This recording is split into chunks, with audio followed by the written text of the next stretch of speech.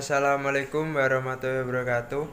Saya Hadi Siswanto dari kelas D Teknik Simpil semester 3. Di sini saya akan menjelaskan kehilangan tenaga primer atau utama. Kehilangan tenaga primer sendiri disebabkan oleh gesekan pipa dalam fluida atau air. Secara teoritis, kehilangan energi primer dapat diperoleh dengan menggunakan persamaan menurut White tahun 1986, disebut dengan persamaan Darcy-Weisbach. Akan saya lampirkan di kolom bawah ini.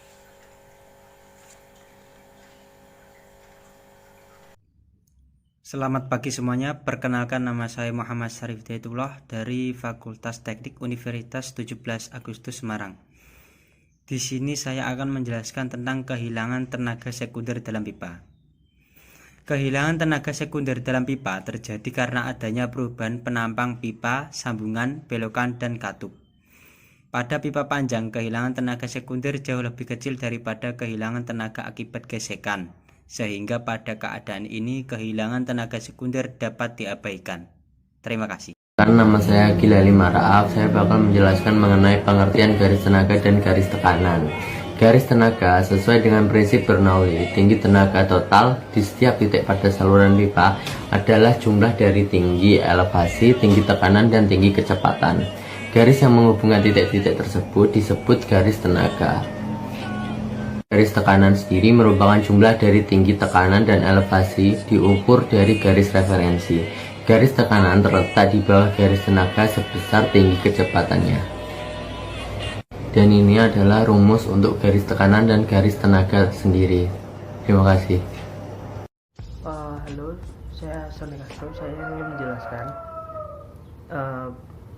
perbedaan pipa dengan turbin dan pipa dengan pompa. Di dalam sistem perpipaan itu berfungsi untuk memindahkan zat cair dari suatu tempat ke tempat lain, bisa dipengaruhi oleh elevasi atau dengan bantuan pompa itu. Yang pertama itu pipa dengan turbin, akan dijelaskan di gambar ini yang atas. Itu biasanya ada diterapkan di pembangkit listrik tenaga air. Nah, itu menggunakan turbin. Yang kedua itu dengan pompa, akan dijelaskan di gambar ini. Yang dengan pompa itu sudah diterapkan di sekitar kita. Contohnya aliran air di rumah-rumah itu mudah menggunakan pompa. Biasanya itu sanyo, gitulah. Sekian, terima kasih. Hai guys, jadi namaku Saftia. Di sini aku akan menjelaskan sedikit tentang sistem jaringan perpipaan yang berfungsi mengalirkan zat cair dari satu tempat ke tempat yang lain. Nah, aliran terjadi karena ada perbedaan tinggi tekanan sama perbedaan elevasi muka air. Biasanya ada di sistem jaringan distribusi air minum. Nah, sistem jaringan ini tuh paling mahal di suatu perusahaan air minum. Oleh karena itu harus dibuat perencanaan yang teliti. Debit air yang disediakan tergantung pada jumlah penduduk dan industri yang sekitarnya. Ada beberapa metode nih untuk menyelesaikan perhitungannya. Contohnya metode Hardy-Cross. Jangan lupa harus dipenuhi persamaannya. Terima kasih. Perkenalkan, nama saya Rita Ibu, saya dari kelompok 2D. Hari ini saya akan menjelaskan konsep dasar aliran permanen melalui saluran terbuka. Konsepnya dibagi menjadi dua, yaitu konsep klasifikasi dan distribusi kecepatan. Konsep dasar aliran permanen melalui saluran terbuka dibedakan menjadi dua, yaitu konsep klasifikasi dan distribusi kecepatan. Konsep klasifikasi dibagi menjadi tiga, yaitu satu, aliran permukaan bebas dapat diklasifikasikan menjadi berbagai tipe tergantung kriteria yang digunakan. Nomor 2, perubahan kedalaman atau kecepatan mengikuti fungsi waktu, maka aliran dibedakan menjadi aliran permanen. Nomor 3, Berdasarkan fungsi ruang, maka aliran dibedakan menjadi aliran seragam dan tidak seragam. Berikut adalah diagram tabel dari skema klasifikasi aliran terbuka.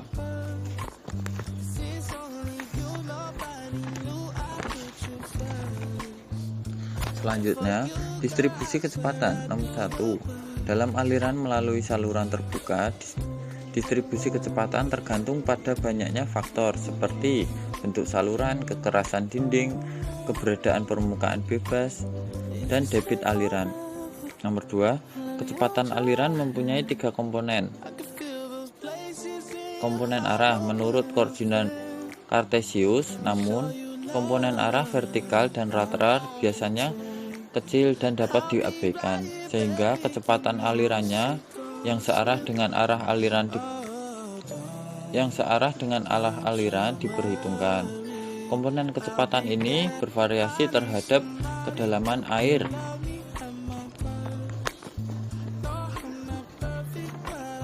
Nomor 3, distribusi kecepatan pada vertikal dapat ditentukan dengan melakukan pengukuran pada bagian kedalaman. Semakin banyak titik pengukuran, maka semakin memberikan hasil yang semakin baik. Pengukuran di lapangan biasanya menggunakan alat cutter meter. Alat ini berupa baling-baling yang akan berputar karena adanya aliran. Nomor 4, untuk keperluan praktis dan ekonomis di mana sering diperlukan kecepatan rata-rata pada vertikal.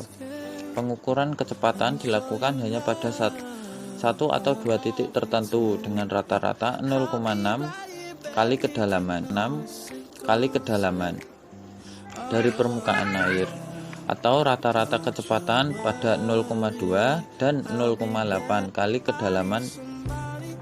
Tentunya dilakukan berdasarkan hasil pengamatan di lapangan dan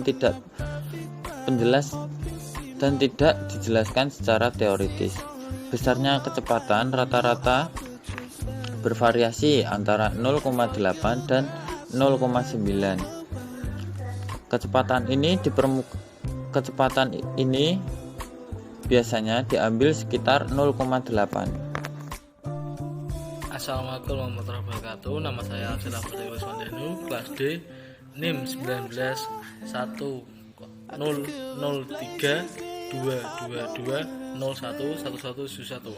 Pada sore ini saya akan menerangkan tentang saluran terbuka. Saluran terbuka adalah saluran di mana air mengalir dengan muka air bebas. Pada semua titik di sepanjang saluran, tekanan permukaan air adalah sama. Pada saluran terbuka, misalnya sungai atau saluran alam, sangat tidak teratur baik terhadap ruang dan waktu.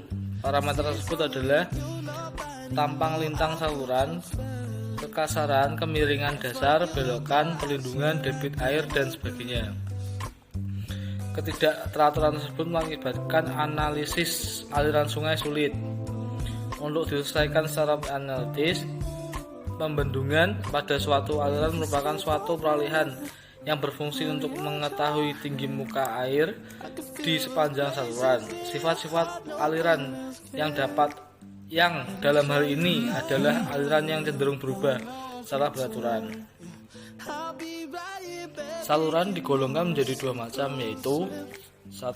Saluran alam atau natural, dan saluran artikal atau saluran alam merupakan meliputi semua aliran air secara alami seperti sungai yang kecil dan besar di mana alirannya mengalir dari hulu ke hilir. Saluran buatan, saluran yang dibuat dan direncanakan sesuai dengan konteks pemanfaatannya seperti saluran irigasi dan saluran drainase, saluran pembawa pada pembangkit listrik tenaga air, dan saluran untuk industri. Karakteristik aliran yang terjadi pada saluran buatan merupakan aliran seragam yang terjadi di sepanjang saluran. Kemudian ada aliran seragam atau uniform flow. Aliran seragam merupakan aliran dengan kecepatan rata-rata sepanjang alur aliran adalah sama dengan panjang waktu. Aliran dikatakan seragam jika kedalaman aliran sama pada setiap penampang saluran. Di dalam aliran seragam dianggap bahwa aliran adalah mantap dan atau satu dimensi yang berkecepatan.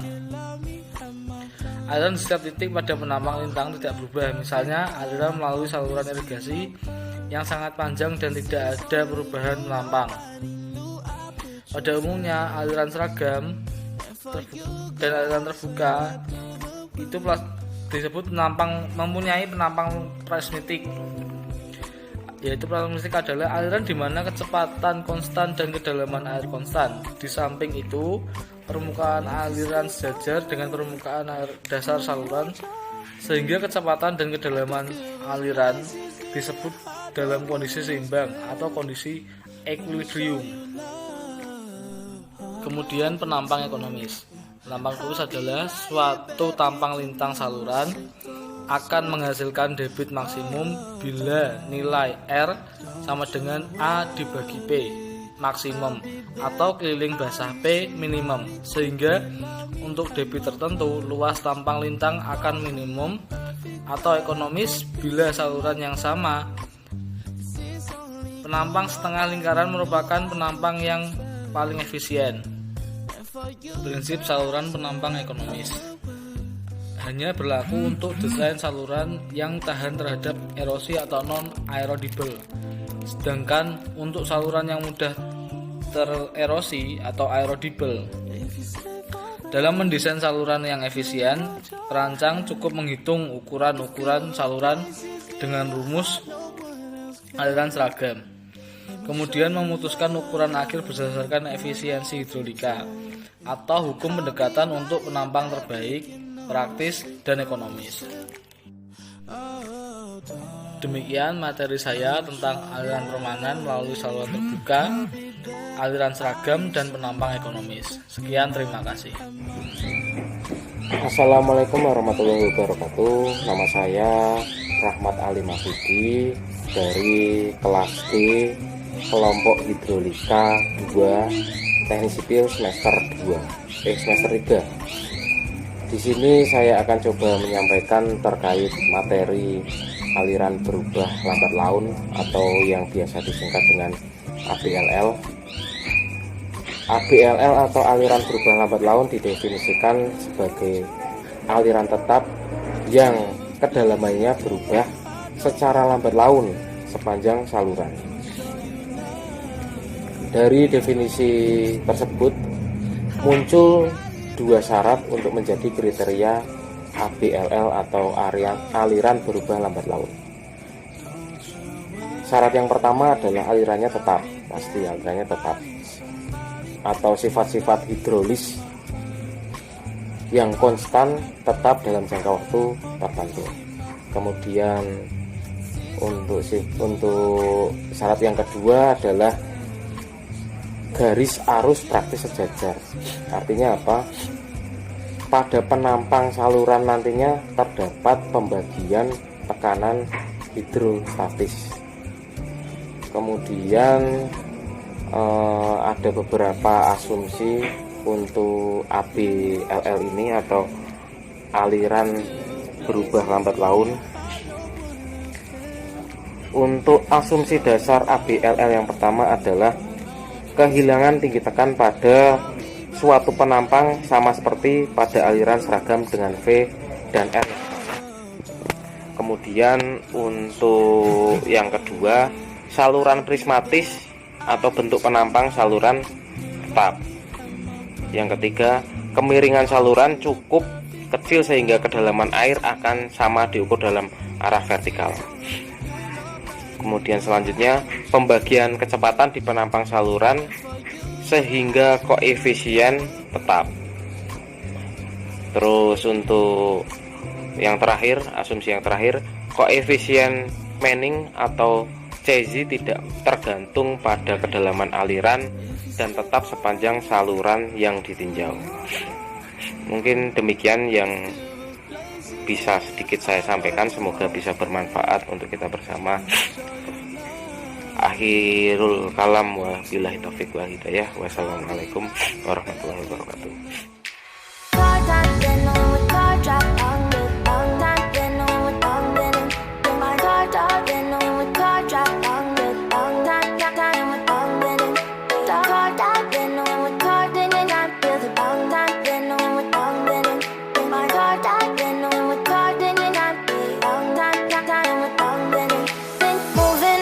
to the sea for a getaway. Car top down and we're driving just to feel young. Moving away to the sea, moving away, can't you see? Sand in your feet, feel the breeze in the summertime. Stars in the sky, one dime for a first time. Moving away to the sea, moving away, can't you see? We'll drink honey by the ocean, it's our favorite potion. Come on baby, let me tell you one time that our days will never end, yeah. No, our days will never end, yeah. No. Come on baby, let me tell you one time that our fire got a love it till you never break apart. And we're moving away to the sea, moving away, can't you see? There won't be one more time, so we gonna do this tonight. There won't be one more time, so we gonna do this tonight. There won't be one more time, so we gonna do this.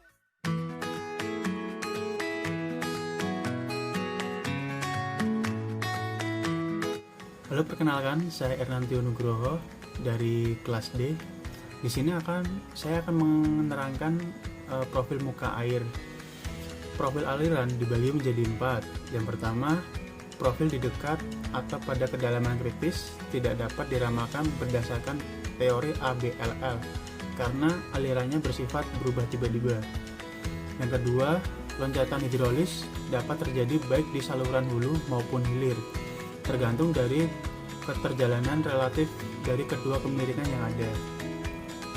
Yang ketiga, bila saluran hulu memiliki kemiringan yang menanjak, debit tidak berpengaruh oleh keadaan saluran hulu, tetapi oleh taraf genangan di hulu. Yang keempat, pada saat melintasi garis kritis, profil aliran mendekati vertikal, sehingga kemiringan profil aliran tidak dapat diramalkan dengan tepat sesuai teori. Kedalaman kritis tidak dapat terjadi tepat di atas perubahan dasar saluran. Adapun beberapa metode perhitungan profil aliran yang umum digunakan untuk menyelesaikan persamaan diferensial ABLL. Yang pertama, integrasi grafis. Yang kedua, tahapan langsung atau direct step method. Yang ketiga, integrasi langsung. Dan yang terakhir, yang keempat, tahapan standar atau standar step method untuk saluran non-prismatik. Sekian dan terima kasih. Saya Istiqomah dari kelas D kelompok 4. Saya akan menjelaskan kehilangan energi primer pada pipa. Kehilangan energi merupakan faktor yang mempengaruhi kapasitas pipa sebagai sarana penghantar aliran, baik air maupun minyak, menyebabkan terjadinya pengurangan debit aliran. Dan beberapa faktor diantaranya yang menyebabkan terjadinya pengurangan debit aliran adalah kekerasan dinding pipa tersendiri. Hal ini berkaitan dengan material pipa yang biasanya terdiri dari PVC, baja atau besi, kaca, kayu, dan lain sebagainya. Nah, pemilihan material ini dipengaruhi oleh kondisi lapangan. Kehilangan energi primer yang disebabkan oleh gesekan sekeliling pipa dan sepanjang pipa. Secara teoritis, kehilangan energi primer dapat diperoleh dengan menggunakan persamaan yang menurut White 1986 yang disebut dengan persamaan Darcy-Weisbach, yaitu HF sama dengan F L per D kali V kuadrat per 2G, di mana F sendiri adalah faktor gesekan. Nilainya dapat diperoleh dari diagram Moody maupun secara persamaan empiris. L-nya panjang pipa, D diameter pipa, V-nya kecepatan aliran, dan G-nya percepatan gravitasi. Terima kasih. Assalamualaikum warahmatullahi wabarakatuh. Perkenalkan, nama saya Muhammad Aditya Pratama dari kelas D. Di sini saya akan menjelaskan kehilangan energi sekunder atau mineralisasi. Kehilangan energi sekunder adalah kehilangan energi yang disebabkan karena sambungan belokan katup, pembesaran atau pengecilan penapak. Dapat diperoleh dengan menggunakan persamaan seperti berikut. Pembesaran penampang menggunakan persamaan HF sama dengan dalam kurung V1 kurangi V2 dibagi 2G, atau HF sama dengan dalam kurung 1 dikali A1 bagi A2 kuadrat dikali V1 kuadrat dibagi 2G sama dengan K kali V1 kuadrat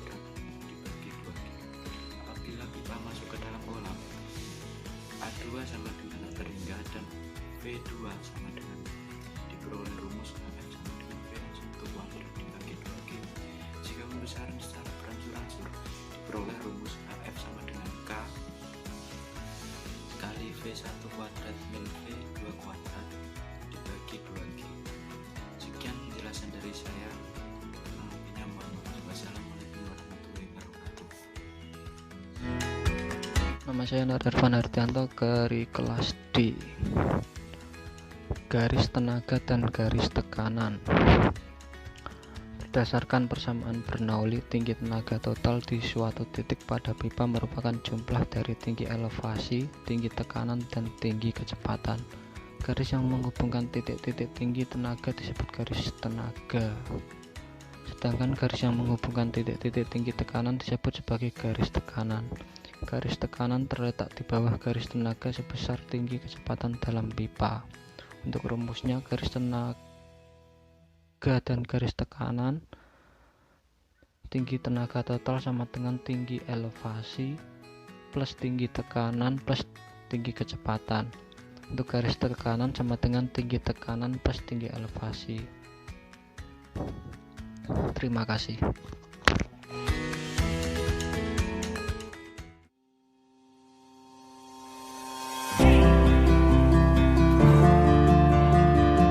Selamat pagi teman-teman, perkenalkan nama saya Matthew Novando Eka Saputra dari kelas D. Di sini saya akan menjelaskan tentang saluran terbuka. Saluran terbuka adalah saluran alami atau buatan yang memiliki permukaan bebas dengan tekanan atmosfer yang dapat diklasifikasikan berdasarkan asal dan konsistensi untuk penampangan dan pembimbingan dasar.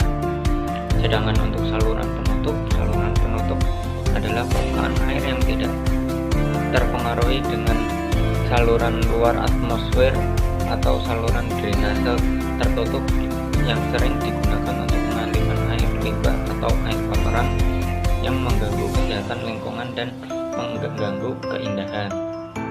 Dan untuk konsep dalam kelompok saya yang akan saya sampaikan adalah konsep klasifikasi distribusi kecepatan. Untuk konsep dasar aliran permanen melalui saluran terbuka, konsep klasifikasi 1. Aliran permukaan bebas dapat diklasifikasikan menjadi berbagai tipe tergantung kriteria yang digunakan. Yang kedua, perubahan kedalaman atau kecepatan mengikuti fungsi waktu, maka aliran dibedakan menjadi aliran permanen. Yang ketiga, berdasarkan fungsi ruangan, maka aliran dibedakan menjadi aliran seragam dan tidak seragam.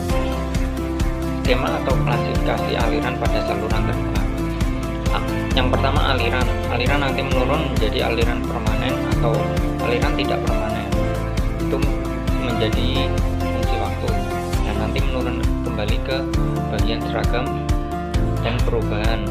Itu untuk bagian aliran permanen. Sedangkan untuk aliran tidak permanen menurun kembali menjadi seragam atau berubah, itu menjadi fungsi ruang. Untuk aliran permanen kembali menurun lagi menjadi berubah lambat tahun atau berubah tiba-tiba. Sedangkan untuk aliran tidak permanen dari berubah turun kembali menjadi berubah lambat tahun atau berubah tiba-tiba. Nah, untuk berikutnya, untuk distribusi kecepatan. Yang pertama, dalam aliran melalui saluran terbuka, distribusi kecepatan tergantung pada banyaknya faktor seperti bentuk saluran, kekerasan dinding, keberadaan permukaan bebas dan debit alirannya. Nah, untuk yang kedua, kecepatan aliran mempunyai 3 komponen arah menurut koordinat Cartesius. Namun komponen arah vertikal dan lateral biasanya kecil dan dapat diabaikan, sehingga kecepatan aliran yang searah dengan arah aliran kedalaman dari permukaan air dapat berubah. Untuk yang ketiga, distribusi kecepatan pada vertikal dapat ditentukan dengan melakukan pengukuran pada bagian kedalaman. Semakin titik pengukuran maka semakin memberikan hasil alat Kernmeter. Alat ini berupa baling-baling yang akan berputar karena adanya aliran. Nah, untuk yang keempat atau yang terakhir ini, keperluan praktis dan ekonomis di mana yang sering diperlukan kecepatan rata-rata pada vertikal. Pengukuran kecepatan yang dilakukan hanya pada satu atau dua titik tertentu, atau rata-rata kecepatan pada 0,2 dan 0,8 kali kedalaman di lapangan, dan tidak ada penjelasan secara tertulis. Besarnya kecepatan rata-rata ini bervariasi antara 0,8 dan 0,95 kecepatan di permukaan, dan biasanya diambil sekitar 0,8. Berikut yang presentasi atau ulangan akhir semester yang berupa wawancara telah saya sampaikan. Jika ada kekurangan atau ketidakjelasan, saya meminta maaf. Terima kasih. Perkenalkan, nama saya Muhammad Ribowo dari Teknik Sipil kelas D. Sini saya akan menerangkan tentang sistem jaringan perpipaan. Sistem jaringan pipa terdiri dari dua. Ada sistem jaringan transmisi dan sistem jaringan distribusi. Jaringan pipa transmisi atau saluran transmisi fungsinya itu untuk membawa air baku dari bangunan pengambil air baku ke unit produksi, atau membawa air hasil olahan unit produksi ke reservoir. Saluran transmisi terbagi dalam dua, yaitu ada saluran transmisi untuk aliran bebas atau tidak bertekanan, dan saluran transmisi untuk aliran bertekanan. Saluran transmisi aliran bebas itu ada macam-macam. Pertama ada open canal, atau yang biasanya terbuat dari beton bertulang, potongan melintang. Saluran open canal itu trapesium. Kemudian ada aqueduct, yaitu open canal yang disangga oleh jembatan untuk membawa aliran air dan tidak bertekanan melewati lembah atau jurang. Yang ketiga ada tunnel, yaitu saluran air berbentuk kanal namun tertutup. Jenis saluran air ini digunakan pada saat saluran open canal harus menembus bukit. Saluran transmisi untuk aliran yang bertekanan itu menggunakan pipa. Dan juga ada air receiver valve, itu untuk mengatasi sumbatan udara dalam pipa tersebut. Jaringan pipa transmisi sebenarnya terbagi menjadi dua, yaitu ada transmisi air baku dan juga transmisi air bersih. Ada yang berguna untuk mengalirkan air bersih adalah air minum setiap penampungan. Dan yang kedua adalah jaringan pipa distribusi. Jaringan pipa distribusi atau air bersih berfungsi untuk mengalirkan air dari unit produksi ke pelanggan. Jaringan distribusi ini menggunakan pipa dengan aliran yang bertekanan, di mana sepanjang perpipaannya dihubungkan dengan saluran pelanggan. Sistem jaringan distribusi air bersih atau air minum ini dibagi dalam beberapa jenis, seperti sistem cabang, bridge, sistem melingkar, loop, sistem gradient, dan sistem radial.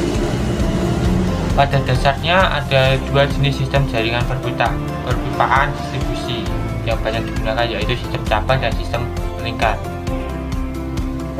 Sistem cabang ini merupakan sistem jaringan perpipaan distribusi di mana pengaliran air hanya menuju ke satu arah saja dan terdapat titik akhir yang merupakan ujung pipa. Sistem-sistem ini biasanya digunakan pada daerah dengan sifat-sifat sebagai berikut. Yang pertama, perkembangan kota dengan arah memanjang, sarana jaringan jalan tidak berhubungan, keadaan topografi dengan kemiringan medan yang menuju satu arah. Sedangkan bridge atau cabang adalah sistem jaringan perpipaan distribusi yang terbuka. Sistem ini biasanya digunakan pada wilayah pedesaan di mana besar wilayah pelayanan tidak terlalu luas. Yang kedua ada sistem loop atau melingkar. Jaringan perpipaan distribusi sistem loop biasanya digunakan di wilayah perkotaan di mana besar wilayah pelayanannya sangat luas. Sistem loop juga disebut dengan sistem tertutup Pada sistem ini, jaringan pipa induk saling berhubungan satu dengan yang lain berbentuk lingkaran-lingkaran, sehingga pada pipa induk tidak ada titik mati. Sistem ini diterapkan pada daerah dengan jaringan jalan yang saling berhubungan dan daerah yang perkembangan kota cenderung ke segala arah, dan juga keadaan topografi yang relatif datar. Sekian dari saya. Terima kasih. Assalamualaikum warahmatullahi wabarakatuh. Perkenalkan, nama saya Sayoko dari kelas D. Di sini saya akan menjelaskan materi dari pipa dengan turbin, yaitu di dalam pembangkit tenaga listrik, tenaga air yang digunakan untuk memutar turbin untuk mendapatkan kecepatan yang besar guna memutar turbin. Menganggap kehilangan tenaga sekunder kecil, maka di sepanjang pipa garis tenaga berhimpit dengan garis tekanan.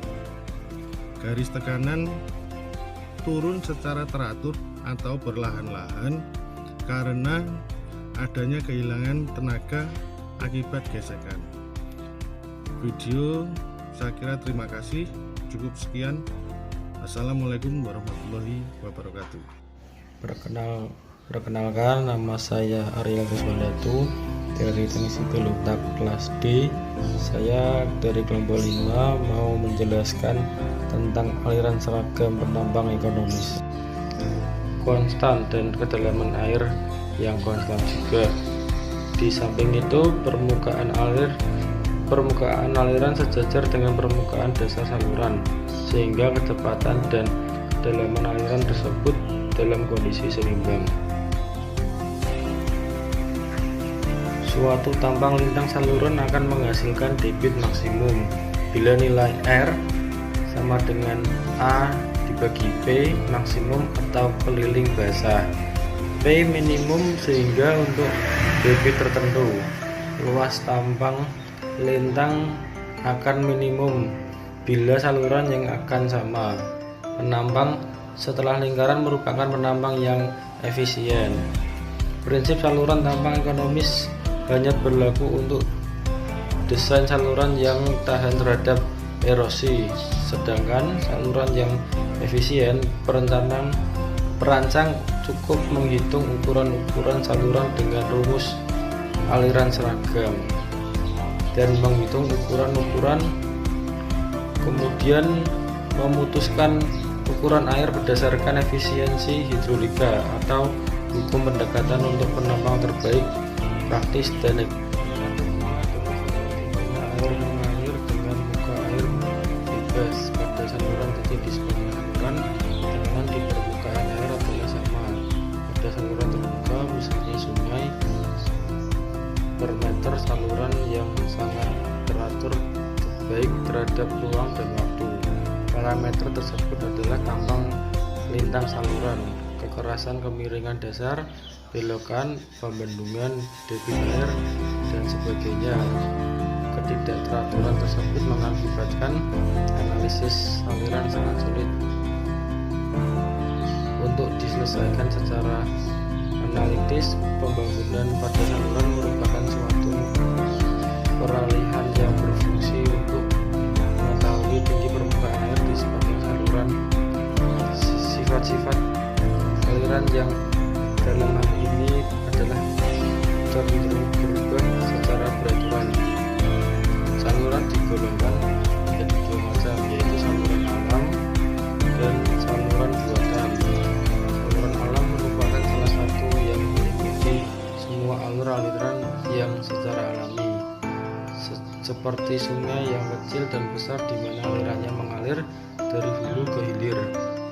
Saluran buatan, saluran yang dibuat dan direncanakan sesuai dengan konteks pemanfaatan seperti saluran irigasi, saluran drainase, dan saluran pembawa pembangkit listrik tenaga air. Dan untuk saluran industri, karakteristik aliran yang terjadi pada saluran buatan merupakan aliran seragam yang terjadi di sepanjang saluran. Aliran seragam merupakan aliran yang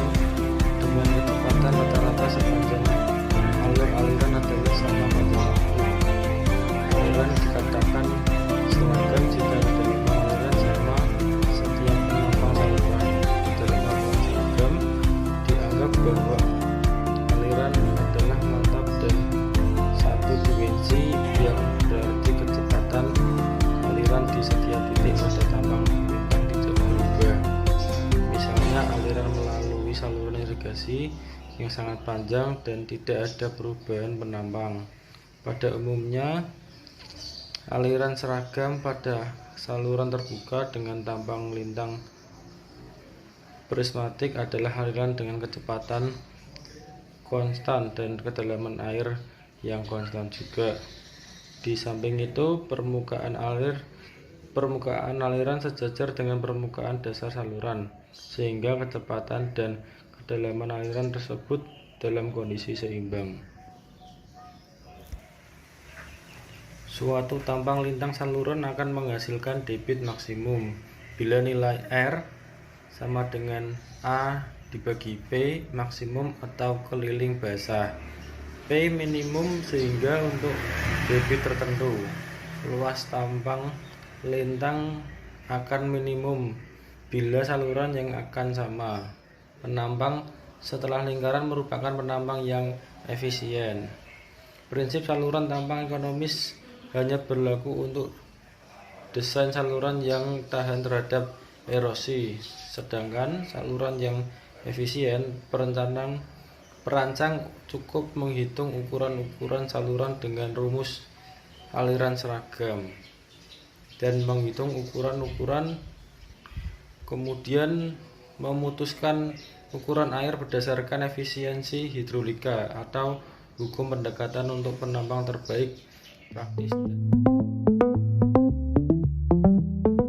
Turn over the hourglass, the sand is falling down, oh it's too fast for you, oh you. Don't waste your love, just let it last, cause once it's gone, it's never coming back.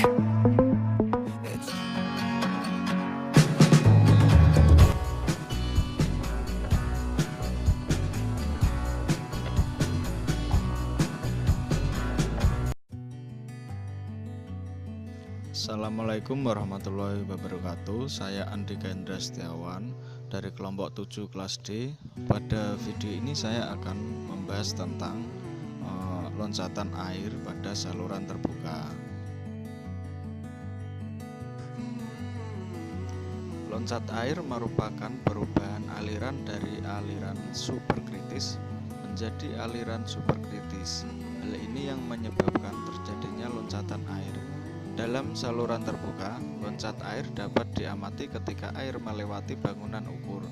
Loncat air terjadi akibat pengaruh kecepatan aliran yang mempengaruhi panjang loncat air serta tinggi loncat air. Hasil analisis menunjukkan bahwa panjang loncat air dan tinggi loncat air dipengaruhi oleh diameter penampang dan kecepatan aliran, di mana semakin kecil diameter penampang dan semakin besar kecepatan, maka panjang loncat air yang terjadi semakin panjang dan untuk tinggi lebih kecil. Sedangkan untuk diameter penampang yang besar dengan kecepatan yang kecil, maka panjang loncat air yang dihasilkan semakin kecil dan untuk tinggi semakin besar. Pada aliran saluran terbuka, air mengalir dengan muka air bebas sehingga di sepanjang saluran tekanan di permukaan adalah sama, yaitu tekanan atmosfer. Aliran yang tidak penuh di dalam pipa juga dikategorikan sebagai aliran saluran terbuka. Analisis aliran melalui saluran terbuka lebih sulit dibandingkan aliran melalui pipa. Hal ini disebabkan karena pada saluran terbuka, misalnya sungai atau saluran alam, parameter aliran baik terhadap ruang dan waktu di sepanjang saluran adalah tidak teratur. Proses loncatan hidrolik air ini seringkali digunakan untuk meredam sebagian besar energi yang terjadi. Selain itu, loncatan hidrolik juga dapat digunakan untuk menaikkan tinggi muka air di bagian hilir dan untuk menyediakan kebutuhan tinggi tekanan pengaliran ke dalam suatu saluran. Pada umumnya, tipe aliran melalui saluran terbuka adalah turbulen karena kecepatan aliran dan kekasaran dinding relatif besar. Keadaan ini terjadi misalnya pada kaki bangunan pelimpah Aliran di bagian hulu adalah subkritis, sedang di bagian hilir adalah superkritis. Di antara kedua tipe aliran tersebut terdapat daerah transisi di mana loncat air terjadi. Suatu loncatan hidrolik akan berbentuk pada saluran. Burung perubahan muka air di sepanjang saluran. Aliran berubah lambat laun pada saluran terbuka dibagi 3. 1. Kedalaman air pada saluran berubah secara gradual terhadap jarak. 2. Perubahan kecepatan terjadi secara gradual terhadap jarak sehingga pengaruh percepatan pada aliran antara dua potongan yang berdekatan dapat diabaikan. 3. Perhitungan profil muka air dapat dilakukan berdasarkan prinsip energi. Cukup sekian dan terima kasih.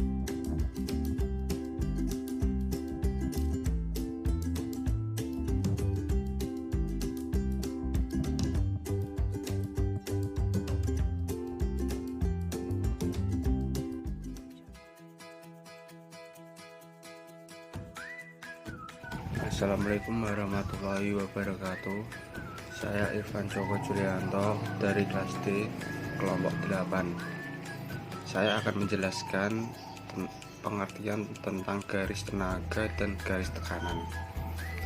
Garis tenaga sesuai dengan prinsip Bernoulli, tinggi tenaga total di setiap titik pada saluran pipa adalah jumlah dari tinggi elevasi, tinggi tekanan, dan tinggi kecepatan. Garis yang menghubungkan titik tersebut dinamakan garis tenaga. Dan berikut saya akan menjelaskan garis tekanan. Garis tekanan merupakan jumlah dari tinggi tekanan dan elevasi diukur dari garis referensi. Garis tekanan terletak di bawah garis tenaga sebesar tinggi sistem pemipaan pipa hubungan seri.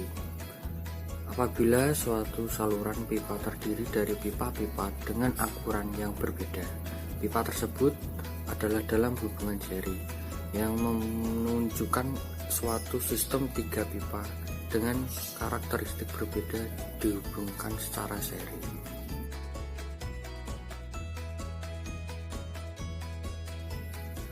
Pipa dengan turbin. Di dalam pembangkit tenaga listrik, tenaga air digunakan untuk memutar turbin untuk mendapatkan kecepatan yang besar guna memutar turbin. Pada ujung pipa diberi corak seperti yang ditunjukkan pada gambar tersebut. Dengan menganggap kehilangan tenaga sekunder dilabaikan, tingkat tekanan efektif H adalah sama dengan tinggi statis HS dikurangi kehilangan tenaga akibat gesekan HF. Kehilangan tenaga HF diberikan oleh persamaan dari Weiss base. Kecepatan.